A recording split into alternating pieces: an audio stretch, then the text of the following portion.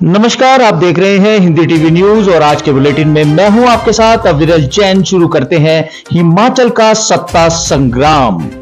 हिमाचल में प्रत्याशियों का इंतजार पर मैदान में अब कांग्रेस भी तैयार। प्रत्याशी चयन और प्रचार के मोर्चे पर पिछले चल रही कांग्रेस चुनावी परिदृश्य में देर से हो रही सही, लेकिन अब सक्रिय दिखने लगी है। पार्टी के बड़े नेता सक्रिय होने लगे हैं। कांगड़ा, मंडी, हमीरपुर और ऊना में पार्टी संगठन की हलचल तेज हो गई है, जिससे आने वाले दिनों में सियासी गर्माहट बढ़ेगी। इंतजार लोकसभा और विधानसभा उपचुनाव के लिए प्रत्याशियों की घोषणा का है।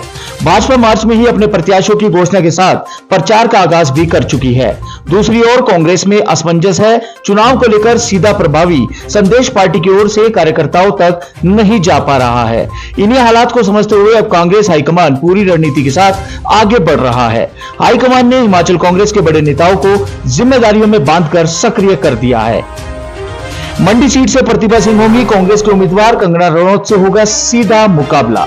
कांग्रेस ने हिमाचल प्रदेश की मंडी संसदीय सीट से प्रत्याशी को लेकर तस्वीर साफ कर दी है। इस सीट से पार्टी ने प्रतिभा सिंह को उम्मीदवार बनाया है। प्रतिभा सिंह मौजूदा समय में कांग्रेस प्रदेश अध्यक्ष है और इसी सीट से सांसद भी हैं। मंडी सीट से प्रतिभा सिंह सांसद होगी, इसकी जानकारी हिमाचल के कांग्रेस दिग्गज नेता और पूर्व मंत्री कौल सिंह ठाकुर ने दी। पिछले कल यानी मंगलवार को कुल्लू जिला कांग्रेस ने प्रस्ताव पारित कर प्रतिभा सिंह को उम्मीदवार बनाने का प्रस्ताव पारित किया। संसदीय क्षेत्र की बैठक में सभी 17 हलकों के ब्लॉक अध्यक्षों ने भी इस पर अपनी मोहर लगाते हुए प्रतिभा सिंह को सशक्त उम्मीदवार बनाया है। प्रतिभा सिंह के नाम की अब आधिकारिक घोषणा होना बाकी है। हिमाचल के हर विधानसभा क्षेत्र में स्थापित होगा एक हरित पोलिंग बूथ। लोकसभा चुनाव में हिमाचल प्रदेश के सभी विधानसभा क्षेत्रों में एक एक हरित पोलिंग बूथ स्थापित होगा। यहां मतदान प्रक्रिया के दौरान स्थानीय कला और संस्कृति को प्रदर्शित किया जाएगा। मुख्य निर्वाचन अधिकारी मनीष गर्ग ने निर्वाचन की तैयारियों के लिए जिला निर्वाचन अधिकारियों के साथ आयोजित बैठक में निर्देश दिया। उन्होंने जिला निर्वाचन अधिकारियों को नए मतदाताओं के नामांकन की प्रक्रिया में तेजी लाने और मतदाता पहचान पत्रों का समयबद्ध वितरण करने के भी निर्देश दिए हैं। विक्रमादित्य की अध्यक्षता में मंडी संसदीय क्षेत्र की विशेष बैठक, जीत के लिए बनाई रणनीति।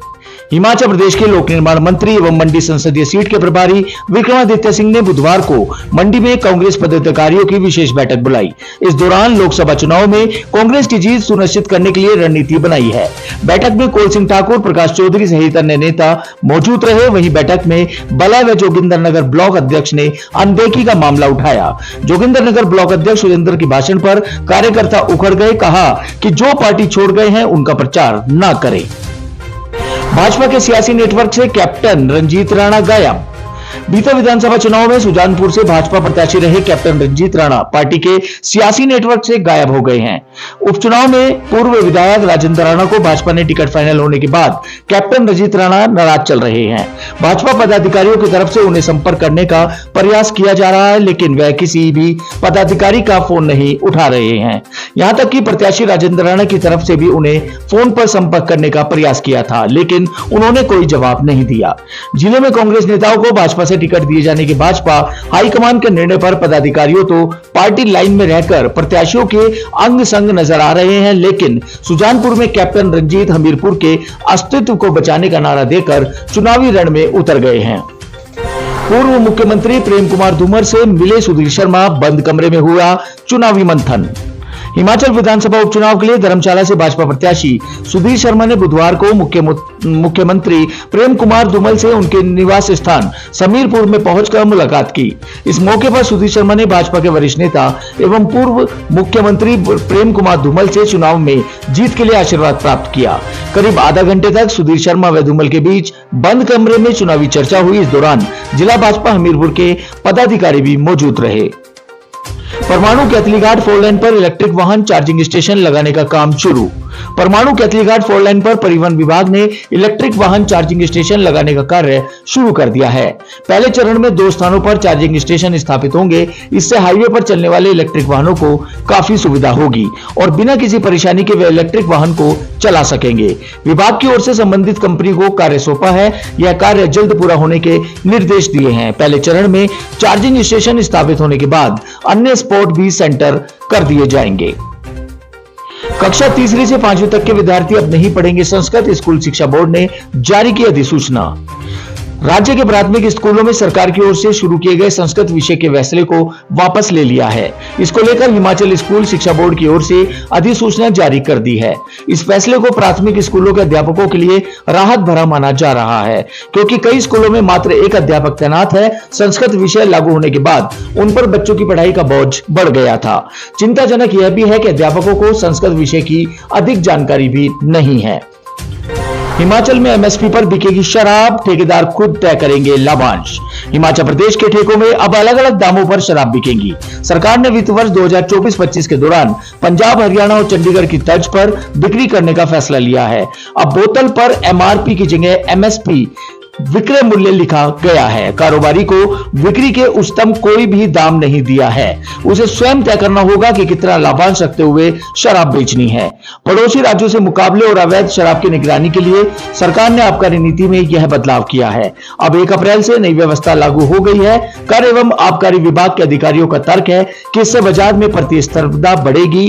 किसी ठेके पर महंगे दाम पर शराब बेची जा रही है तो ग्राहक दूसरे ठेके पर जाकर रेट पता करेगा। हिमाचल में पर्यटन की संभावनाएं बहुत पर गोवा की तरह विकसित नहीं है। हिमाचल में पर्यटन विकास की ढेरों संभावनाएं होने के बावजूद सैलानियों की संख्या नहीं बढ़ पा रही है। पर्यटन राज्य कहलाए जाने के बावजूद राज्य के सकल घरेलू उत्पाद में पर्यटन का महज 6.6% योगदान है। पर्यटकों का लगातार घटता ठहराव पर्यटन कारोबारियों के लिए चिंता बन रहा है। हिमाचल आने वाले 80% सैलानी 2 या 3 दिन से अधिक यहाँ ठहराव नहीं करते हैं। पंजाब, हरियाणा और दिल्ली से ही अधिक सैलानी हिमाचल आ रहे हैं। ट्रैफिक जाम और अनियंत्रित निर्माण की वजह से सैलानी हिमाचल से किनारा कर रहे हैं। कश्मीर, उत्तराखंड की ओर आकर्षित हो रहे हैं। रेल और वायु यातायात सीमित होने की भी बड़ी समस्या है। कश्मीर और उत्तराखंड के मुकाबले हिमाचल के लिए फ्लाइट्स नाम मात्र हैं, जिनके किराए भी बहुत अधिक हैं। अब करते हैं हिमाचल की मौसम की बात। तो हिमाचल में धंस रही है सड़कें, 186 मार्ग अभी भी है बंद। प्रदेश में मंगलवार को धूप खिलने से अधिकतम तापमान में 3 से 7 डिग्री सेल्सियस तक की वृद्धि हुई है। सबसे अधिक वृद्धि कुल्लू के उबाग में 7.1, मनाली में 6.3, भुंतर में 5.7, जबकि अन्य भागों पर 3 डिग्री सेल्सियस से अधिक दर्ज की गई है। इस दौरान ऊंचे क्षेत्रों में हिमपात, जबकि निचले क्षेत्रों में वर्षा की संभावना है। प्रदेश में 3 NH सहित 186 सड़कें यातायात के लिए अभी भी बंद हैं। वहीं मनाली केलांग मार्ग पर सीसू के पास सड़क धंस गई है। सड़क में दरार आने से वाहनों की आवाजाही एक तरफा करनी पड़ी है। दोनों ओर पुलिस जवान तैनात है। हालात देखकर ही वाहनों को आगे जाने की अनुमति दी जा रही है।